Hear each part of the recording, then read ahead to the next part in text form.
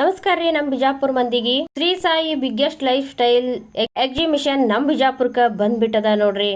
ಈಗ ಒಳಗೆ ಹೋಗೋಣ ಬರ್ರಿ. ಇಲ್ಲಿ ನೋಡ್ರಿ ಎಲ್ಲ ನಾನಾ ಥರದ ಸರಗಳು, ನೆಕ್ಲೆಸ್ಗಳು ಎಲ್ಲ ಬಂದವು. ಪ್ರತಿಯೊಂದೂ ಗ್ಯಾರಂಟಿ ಅದಾವು. ಮತ್ತು ಸೀರೆಗಳು ಎಲ್ಲ ಥರದ ಸಿಲ್ಕ್ ಸೀರೆಗಳು ಬಂದ್ಬಿಟ್ಟವು. ಏನು ಹೊಸ ಟೈಪ್ ಸೀರೆಗಳು ಮಾರ್ಕೆಟ್ದಾಗ ಬಂದಾವಲ್ಲ, ಈಗ ಎಲ್ಲ ಥರದ್ದು ಈ ಸೇಲ್ ಒಳಗೆ ಬಂದಾವು. ಆಮೇಲಿಂದ ಕ್ಲಿಪ್ ಹಿಡಿದು, ಹೇರ್ ಪಿನ್ ಹಿಡಿದು, ವೆಂಟಿ ಬ್ಯಾಗ್ ಹಿಡಿದು ಪ್ರತಿಯೊಂದೂ ಬಂದಾವು ನೋಡ್ರಿ. ಸೀರೆ ಅಂತರೂ ಯಾವ್ದು ತೊಗೋಬೇಕು ಯಾವ್ದು ಬಿಡಬೇಕು ಅನ್ನೋ ಥರ ಬಂದ್ಬಿಟ್ಟಾವ ನೋಡ್ರಿ.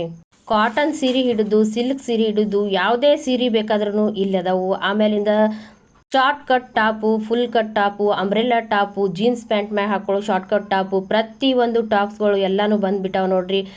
ನಮ್ಮ ಬಿಜಾಪುರ ಮಂದಿ ಅಂತೂ ಫುಲ್ ಈ ಸೇಲ್ ಒಳಗೇನೆ ಅದಾರಿ. ಪ್ರತಿಯೊಬ್ಬರು ನೋಡಿದ್ರಲ್ಲ ಎಷ್ಟೊಂದು ರೇಷ್ ಐತಿ. ಆಮೇಲಿಂದ ಇಲ್ಲಿ 20 ರೂಪಾಯಿ ಪ್ರತಿಯೊಂದು ಮನುಷ್ಯಾಗೂ ಟಿಕೆಟ್ ಕೂಡ ಐತಿ.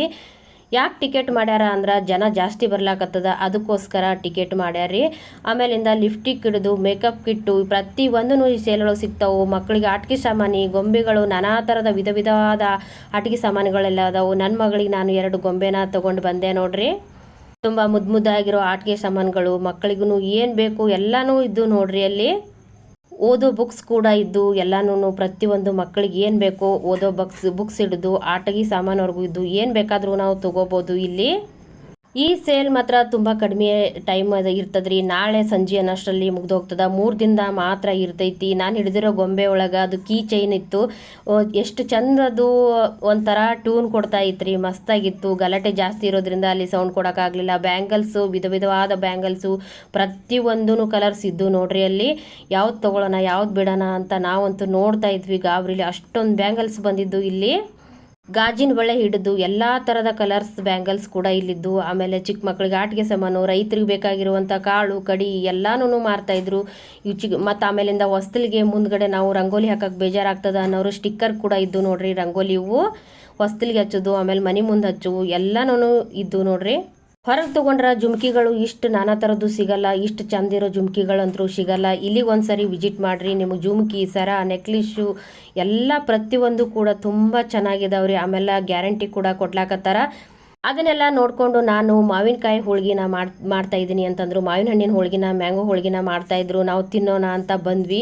100 ರೂಪಾಯಿಗೆ 3 ಹೋಳಿಗೆ ಅಂತ ಹೇಳ್ತಿದ್ರು. ನಾವು ಹೋಳ್ಗಿನ ಮನೇಲಿ ಮಾಡ್ತೀವಿ, ಆದರೆ ಈ ಥರ ಇದ್ದಲ್ಲಿ ಒಂದು ಸರಿ ಟೇಸ್ಟ್ ಮಾಡೋಣ ಅಂತ ನಾವು 3 ಹೋಳ್ಗೆ ತೊಗೊಂಡು ಟೇಸ್ಟ್ ಮಾಡ್ತಾ ಇದ್ದೇವೆ ನೋಡ್ರಿ. ತುಂಬ ಖುಷಿಯಾಗಿ ಎಂಜಾಯ್ ಮಾಡಿದ್ವಿ. ನಮಗೆ ಸ್ವಲ್ಪ ಏನೇನು ಬೇಕಾಗಿತ್ತು ನನ್ನ ಮಗಳಿಗೆಲ್ಲ ತೊಗೊಂಡು ಹೋಳ್ಗಿನ ತಿಂತಾ ಇದ್ದೆ ನೋಡ್ರಿ. ಸಖತ್ತಾಗಿತ್ತು. ಹೋಳ್ಗೆ ಮಾತ್ರ ಮಸ್ತಾಗಿ ಮಾಡಿದ್ರು.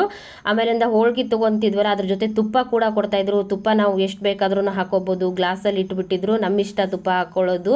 ಆದರೆ ಒಂದು ಹೋಳಿಗೆಗೆ ಎಷ್ಟು ಬೇಕೋ ಅಷ್ಟೇ ತುಪ್ಪ ಹಾಕೋಬೇಕೇನಲ್ಲೇನ್ರಿ. ಅಲ್ಲಿಂದ ಹೋಳ್ಗೆ ತಿಂದು ರಾಬೋಟ್ಗಳು ಇದ್ದು ಅವ್ರನ್ನ ಮಾತಾಡ್ಸೋಣ ಅಂತ ಹೋದ್ವಿ. ಮಾತಾಡಿಸಿ ನಾವು ಅದ್ರ ಜೊತೆ ಸ್ವಲ್ಪ ಎಂಜಾಯ್ ಮಾಡಿಬಿಟ್ಟೇವು ನೋಡ್ರಿ.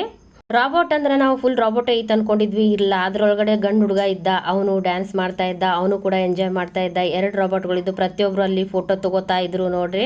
ನಾನು ಕೂಡ ಅಷ್ಟೇ ಅವ್ರ ಹತ್ರ ಹೋಗಿ ಸ್ವಲ್ಪ ಮಾತಾಡಿ ಸೆಕೆಂಡ್ ಕೊಟ್ಟು ಈ ಕಡೆಗೆ ಬಂದೆ ನೋಡ್ರಿ. ಎಷ್ಟು ಖುಷಿಯಾಗಿ ಎಂಜಾಯ್ ಮಾಡ್ತಾ ಇದ್ದೆ. ನಮ್ಮ ಮಕ್ಕಳೆಲ್ಲ ನೋಡ್ತಾ ಇದ್ರು, ತುಂಬ ಖುಷಿ ಪಡ್ತಾ ಇದ್ರು. ಇಡೀ ನಮ್ಮ ಬಿಜಾಪುರ ಜನ ಎಲ್ಲ ಇವತ್ತು ಈ ಸೇಲ್ ಒಳಗಡೆನೆ ಅದಾರ. ನೀವು ಕೂಡ ಒಂದ್ಸರಿ ಭೇಟಿ ನೀಡ್ರಿ, ಎಂಜಾಯ್ ಮಾಡ್ರಿ ಅಂತ ಹೇಳ್ತೀನಿ. ರೋಬೋಟ್ಗಳು ನೋಡ್ಕೊಂತ ಸ್ವಲ್ಪ ಹೊತ್ತು ನಿಂತ್ಕೊಂಡ್ರಿ. ಯಾಕಂದ್ರೆ ಅವನು ತುಂಬ ಡ್ಯಾನ್ಸ್ ಮಾಡ್ತಾ ಇದ್ದ. ಅದಕ್ಕೆ ಚಂದ ಅನಿಸ್ತು. ನನ್ನ ಮಗಳು ಅವ್ನು ನೋಡಿ ಹೆದರ್ಕೋತಾ ಇದ್ಲು. ಅದಕ್ಕೆ ನಾವು ಅವನು ಸೆಕೆಂಡ್ ಕೊಡ್ತೀನಿ ಅಂತ ಬರ್ತಾ ಇದ್ದ. ಆದರೂ ಇವಳು ಭಯ ಪಟ್ಕೊಂಡು ಮುಂದೆ ಹೋಗಲೇ ಇಲ್ಲ ನೋಡ್ರಿ. ನಾವೆಲ್ಲಿ ಹೋಗ್ತೀವೋ ಅಲ್ಲೆಲ್ಲೇ ಬರ್ತಾ ಇದ್ದ. ಅವನು ಕೂಡ ಎಂಜಾಯ್ ಮಾಡ್ತಾ ಇದ್ದ. ನಾವು ಅವನ ಜೊತೆ ಸೇರಿ ಎಂಜಾಯ್ ಮಾಡ್ತಾ ಇದ್ವಿ. ಮತ್ತು ಹಂಗೆ ಮುಂದಕ್ಕೆ ಬಂದ್ವಿ. ಇದು ಏನು ಅಂತ ನನಗೆ ಕಡೆವರೆಗೂ ಅರ್ಥ ಆಗಲಿಲ್ಲ ರೀ. ಎಲ್ಲ ಥರ ಬರ್ತಾ ಇತ್ತು. ಡಿಸೈನ್ಗೆ ಹಾಲ್ಟ್ ಬರ್ತಾ ಇತ್ತು, ವಜ್ರದ ಥರ ಡಿಸೈನ್ ಬರ್ತಾ ಇತ್ತು, ಚಿಟ್ಟದ್ ಬರ್ತಾ ಇತ್ತು.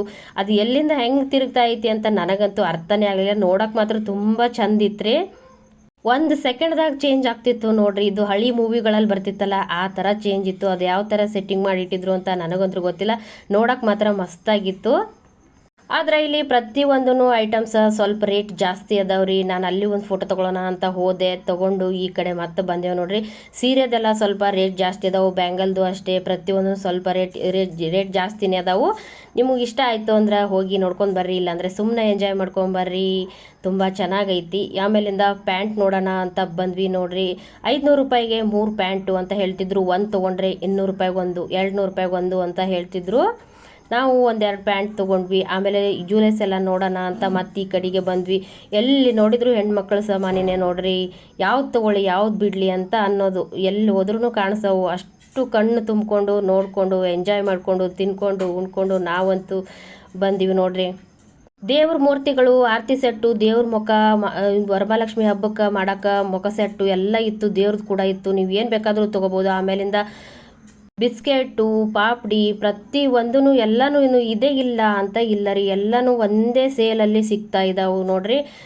ಟವಲ್ಲು, ಮ್ಯಾಟು ಪ್ರತಿ ಒಂದೂ ಖರ್ಚು ಬಿಡ್ಕೊಂಡು ಪ್ರತಿ ಒಂದೂ ಸಿಗುತ್ತೆ ನೋಡ್ರಿ ಈ ಸೇಲಲ್ಲಿ.